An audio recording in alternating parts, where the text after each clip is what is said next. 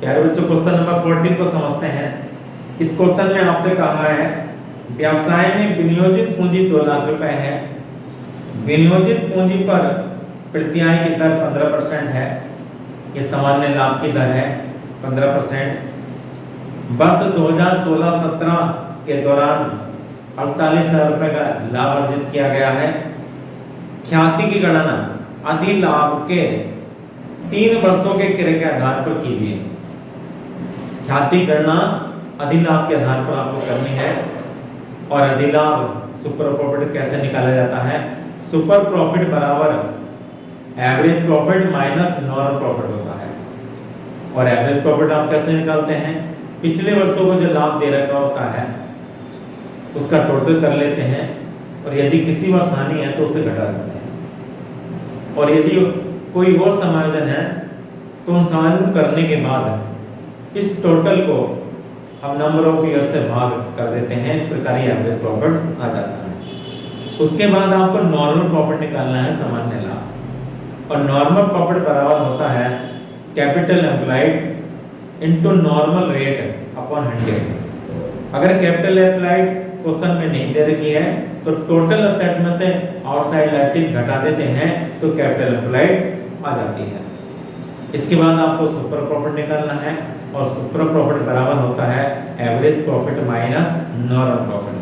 और उसके बाद आपको वैल्यू ऑफ गुडविल निकालनी है। और value of goodwill super profit के आधार पर कैसे निकालते हैं?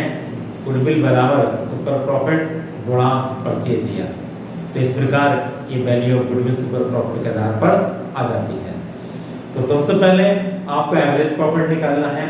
अगर एक ही वर्ष का लाभ दे रखा होता है, चालू वर्ष का लाभ दे रखा है, अन्य गत वर्षों का लाभ नहीं दे रखा, तो जो चालू वर्ष का लाभ है वही एवरेज प्रॉफिट माना जाएगा।